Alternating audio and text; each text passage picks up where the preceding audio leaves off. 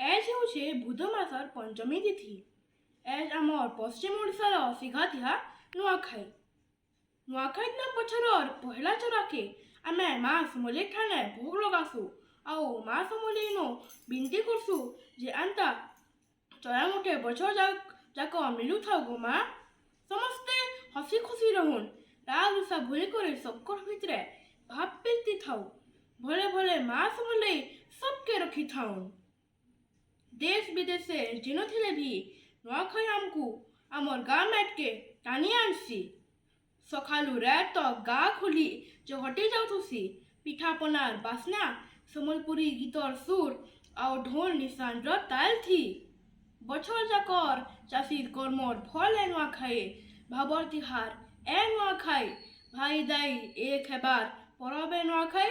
भेट घाट उषद आनंद जुहार मुड़िया परब ए नुआखाई।